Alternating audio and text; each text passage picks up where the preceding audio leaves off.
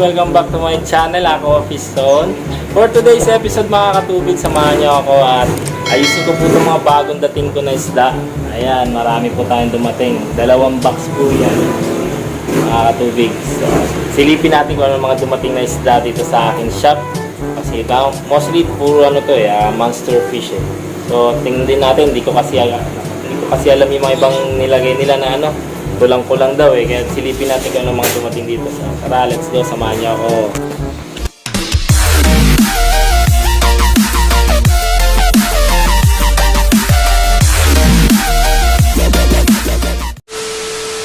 Eto mga katubig, dumating po yung aking 2 box ng isda. Yan. So, silipin natin kung ano mga laman nito. Eh, marami pong dumating.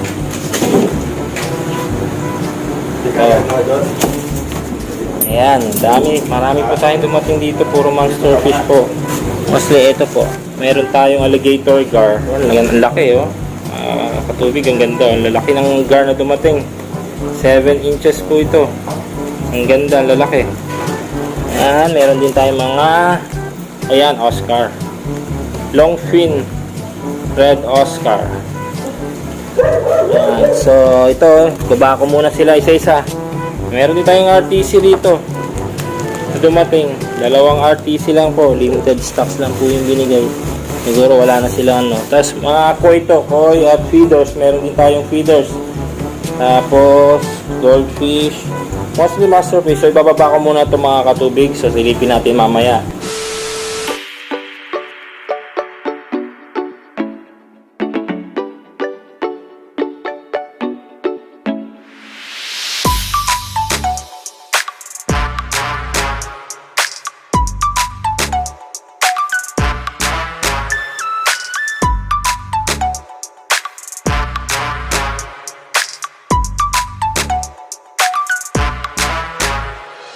Ito yung mga dumating sa akin. So, koi, feeders, yan. Ilalagay ko na siya sa tank. Di ko kasi pwedeng patagalin. Medyo alanganin na yung mga koi ko. Kaya kailangan ko nang ilagay doon. So, aligay ko muna sila. Tapos pasilip ko mamaya mga katubig. Yan, napaka-risky po. May mga hindi nakasurvive. Gaya nito. Ayan, sayang. So, hindi ko babayaran. Ayan po. Ay, sayang to, laki-laki oh. Hindi nakasurvive oh. Sayang no, ganda. Oo. Ganda pa naman, yellow. Ang yellow pang hinahanap ko, yung pang bumigay. Sayang. Sayang pang iba, hindi ko pa na bubuksan. Bibilang yata ako ng patay. At yung mga feeders natin ay dito sa labas sa aking pond. Dito ko sila ilalagay. Acclimate ko muna sila dyan. Ang bigat. 500 pieces to na feeders. Saka lagay ko dito. Yan si Paul. Buhat na ang dalawa. Ayan. Yung 5 supot. So, tago 100 pieces itong laman kada supot. Ayan. Nilinis ko ito kahapon. Yung pond ko. Sa kanila, ready ko na. Ayun, sana maging okay. At dito naman tayo sa loob. Meron akong isa na pala available nito. Ano ba tao? Lobster pala. Tama ba? Sabi ko. Meron tayong snakehead. Yan, red snakehead oh.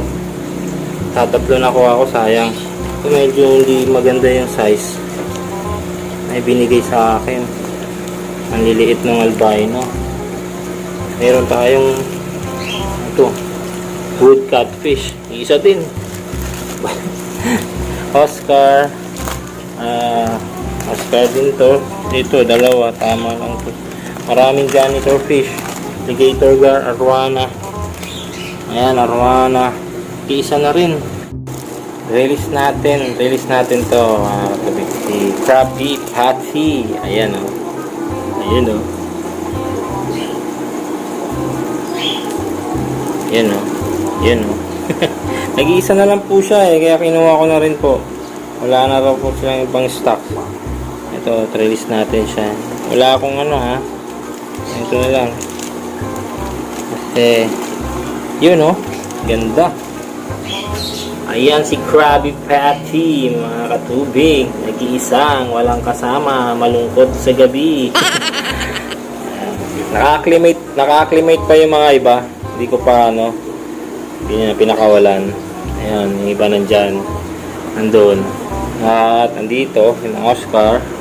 Yung arwana ang problema ko. Hindi ko alam saan ko ilalagay pa. Ayan, dyan ko muna sila na-acclimate ko. Pare-pareho naman temperature to. Punong-puno po tayo. Yan, punong-puno po ang shop ngayon. Pang December po natin. Magsawa po kayo ng isda. Kompleto po yan. Mamaya po ikot ko kayo. Yan. Dami po. So, ilalagay ko muna sila. Papakawalan ko muna yung nasa labas. Yung ating mga tawag ito. Yan, dami pong namatay. Risky rin po talaga. Sugal po talaga itong pag-aalaga ng isda o pag tatayo ng pet shop. Risky po kasi hindi nyo naman po, wala naman po kagustuhan na ganyan, ng mga mamatay. Ayan. Pero depende na po yan sa supplier kung papalitan po nila o ibabawas po dun sa bayad. So ayan po, so usapan naman namin nung ano ko, supplier is ibabawas na lang po dun sa babayaran. So yan lang pong namatay, pero may mga nag-ihingalo pa dun. Binumba ko na lang ng aerator. Ayan, marami akong binilagay na aerator. May puro bomba. Sana mabuhay. Ayan naman yan, medyo malalakas na sila at maganda po yung size. Ayan. At dito naman tayo sa labas, mga katubig. Mainit na ang panahon. So, ipapakawalan ko na tong mga to. Ang ating feeders. At may local goldfish po pala nasama. Ayan, 50 pieces na local goldfish. Pero unahin ko na muna tong feeders natin, baka mamatay pa. Dito ako.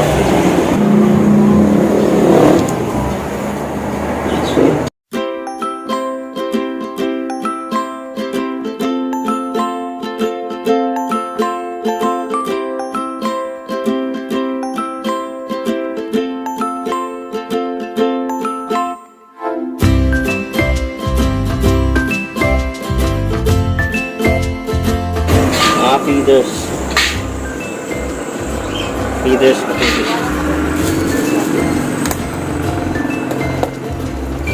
hindi ko na tinanggal yung tubig para mga maganda gano'n may halo yun.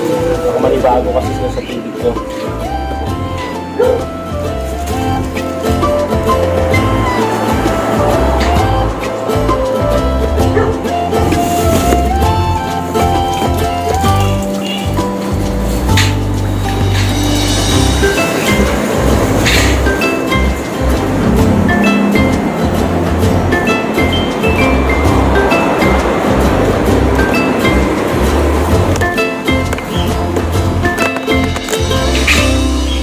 O yan na yung mga feeders natin.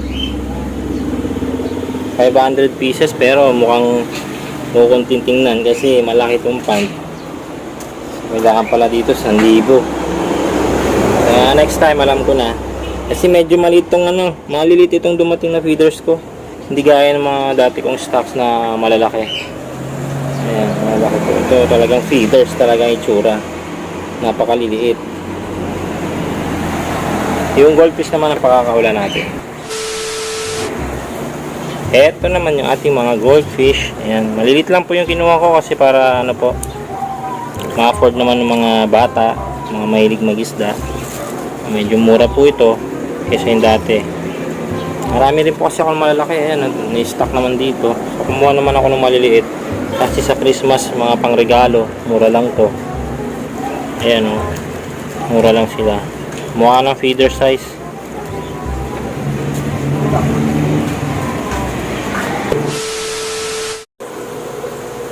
Recover na rin sila mga katubig oh. Ang namatay lang is 7. Ayan, malalaki po ng size nito. Ang ganda itong pinadala sa akin. Risky po talaga, kaya kung magninegosyo kayo ng mga ganito, talagang napaka-risky po. Suicide po sa ika nga sabi nila. Pero okay lang yan. Part ng ano po yan ng hobby natin sa fish. Mahina ang dibdib mo. Hindi ka pwede dito sa fish hobby po. Ayan nga, iikot ko kayo sa mga ibang dumating. Meron din po tayong, eto, may alligator guard dumating, dalawa lang. Ayan, ganda ng size, oh. Yung alligator guard nila. Meron din dumating na RTC. Ayan, ganda ng RTC nila, lalaki. Ayan, oh. Ganda ng RTC. Meron din akong peacock bass. Ayan, monoculus ba yun? Tapos, wood catfish. Zoom natin. Ay, hindi ko may zoom. Ayan, may wood catfish dun. Tapos, peacock bass. Meron dumating din na mga enlicheri at herezi pa to. Kalimutan ko pa yung paalam. Mamaya titingnan ko. Ayan, katubig. Meron at red snakehead. 3 piraso lang pong dumating. Naubusan din daw po. Ang ganda sana. Hindi ko nadagdagan. Ayan, o. At maliliit na albino dragonfin. Dumating, maliliit. Ito na yung mga arwana natin, dumating na rin po.